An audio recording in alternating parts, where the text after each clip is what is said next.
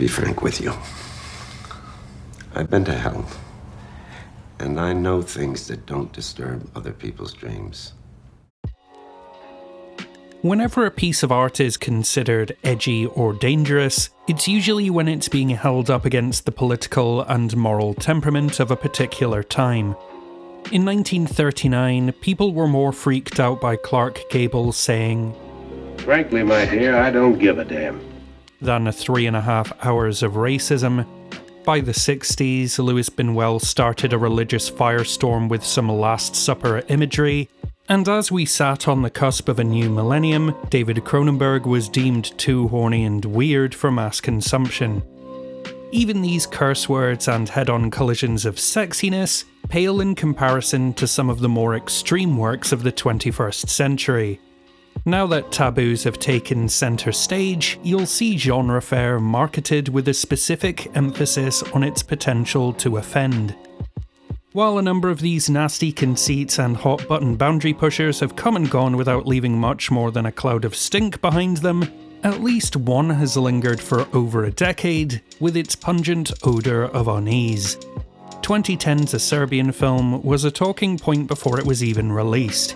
Pulled from international festivals, mercilessly hacked apart by censors the world over, and sold as something to be experienced rather than seen, the public and critical outcry was both vitriolic and predictable. Think of the children! Won't somebody please think of the children?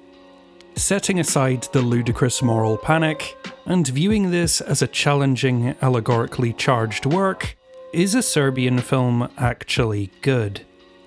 Well, not really. But it could have been, and its failed ambitions and lofty aspirations are worth a far more considered analysis than the reactionary hysteria into which it was originally released.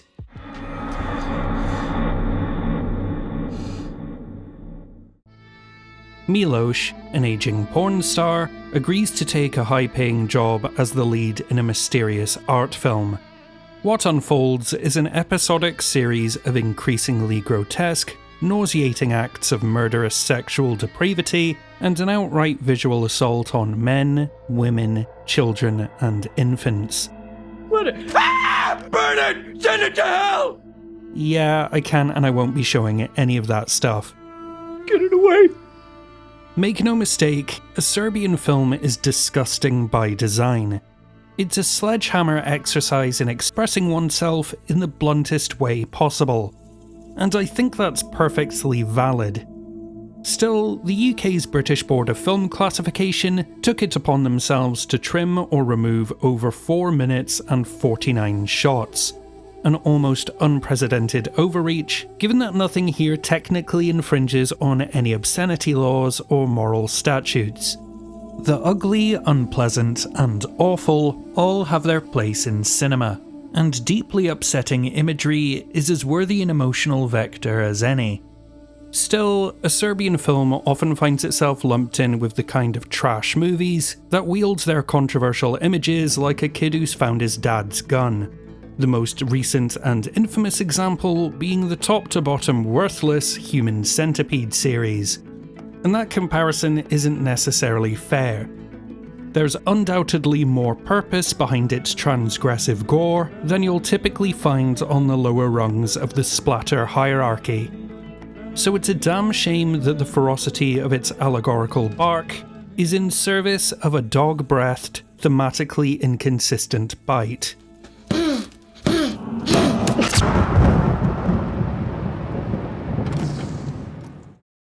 Writer-director Serjan Spaciovic once declared, "If you're going to make a movie that matters, you have to put the lead characters and the audience watching them through hell. You have to show everyone what true hell is." A statement I categorically disagree with, but I'm willing to give him some latitude given how much A Serbian Film stands by those words. It's a perilous descent marked with allusions to the corrupting influence of authoritarianism, the deeply rooted misogyny that creeps through the Balkans, and a bourgeois disregard for the proletariat. To Spaciovic, Serbia is a pornographic spectacle of degradation that corrupts the body and soul in equal measure. one in which everyone is screwed from birth. An observation that is colourfully depicted in the film's most infamous sequence of paedophilic horror. Over the course of 104 minutes, we watch a family unit getting bludgeoned to bits, and ultimately destroyed by the exploitative systems that define their existence. This psychic distress is informed by the socio-political turmoil of an artist who lived through the breakup of Yugoslavia, the rise of nationalism, a war in Kosovo, and the innumerable crimes of Slobodan Milosevic.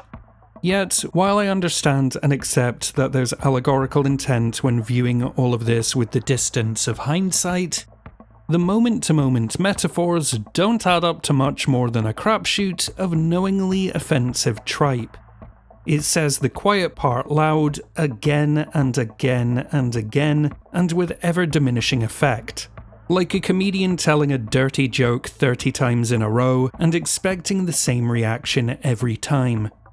Quite frankly, if you aren't repulsed past the point of caring, you'll be bored by the sluggish structure and yawning repetition of it all. Ne znam, malo sam se umorio od kamera I od jebanja. There are also a troubling number of scenes that evoke violence and misogyny, but seem conceptually disconnected from a Serbian film's messaging. Sex scenes and raw-knuckled interludes that feel like gratuitous filler, rather than necessary inclusions. Now that's a problem when all your subtextual commentary and startling protests are presented in the form of heinous vulgarity. You can't have a film where some of those images matter and some of them are just violence for violence sake. After all, if some of those images are here purely to increase the body count, then why should someone apply an academic eye to distinguish that from the violence you deem metaphorically important? Maybe it's because there's really not much to look at once you get past the spectacle of torment. Nothing here is particularly well shot, and I don't mean that in a grindhouse chic sort of way. It lacks the visual flair and stark contrasts of the new French extremity, the film grain and DIY aesthetics of 80s exploitation, or the snuff film ruggedness it tries to borrow from the Hong Kong Category 3 releases. The shot composition, lighting, colour grading, it's all completely unmemorable or outright bad. As for the performances, they seesaw between wooden amateur line readings, Pretvorio sam se u kurac. and wild-eyed, camp as the day is long ludicrous, like nobody's quite sure what kind of movie they're in. Which makes sense considering their director can't seem to make up his mind about what he's trying to achieve.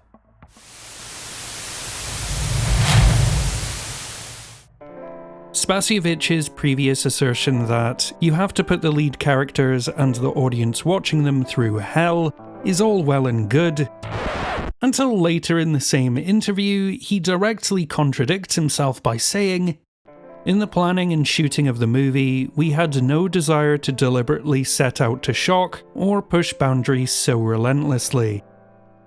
So, he wanted to make a shocking, boundary-pushing film that didn't push boundaries or shock anyone, and a parody of pretentious art that is itself insufferably self-important. In fact, there's an indecisive, hypocritical clumsiness to everything here. What starts as a positive look at sex workers and the dangerous avenues they have to navigate to maintain gainful employment is also dead set on vilifying the industry and holding those within it as contemptuous dirt.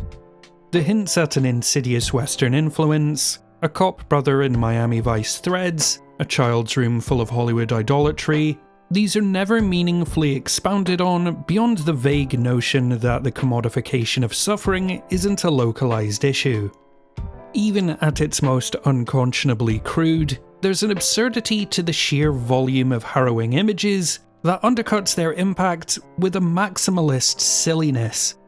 By the third act, this all just turns into a clown car of misery, where shoddy practical effects and preposterous staging clash with the none more murky grimness of it all.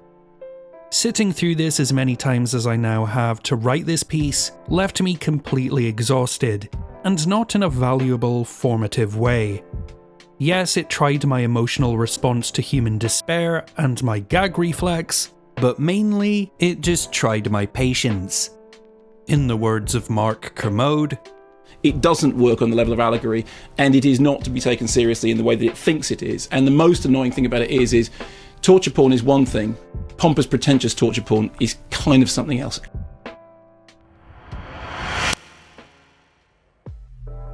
Can material some would deem pornographic be considered art? And can a work of art cross over into the realm of pornography?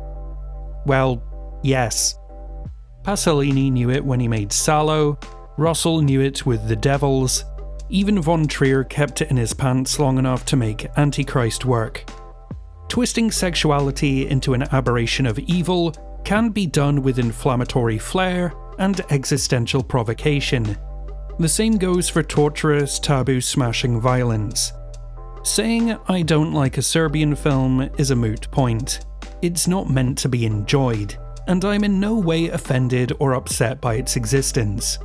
The problem is that this is edgelord blunt force trauma that wants oh so badly to be a decisive slice of politically charged horror. A more is less spurt of half-cocked ideas, blue-balled contradictions, and flaccid justifications that fail to give weight to its wretchedness. Finding allegorical importance in a Serbian film is like trying to intellectualize the offal in a butcher shop bin. You might find some meaning rummaging through the bowels and blood clots, but the sloppiness, the slime, and the stench really aren't worth the effort.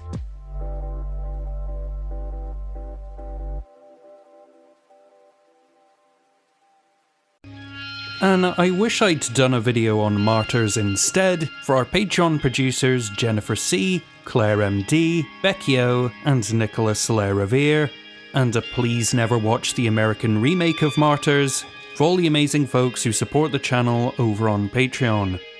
So do you think the controversy around a Serbian film was warranted?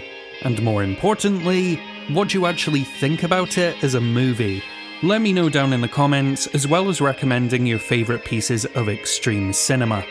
As always, the best way to help the channel is to engage by clicking the like button, make sure you're subscribed, and if you're in a position to do so, check out our Patreon at the link in the description below, where you can sign up to the In Frame Out Film Club, our private Discord server, and get your name featured in the end credits.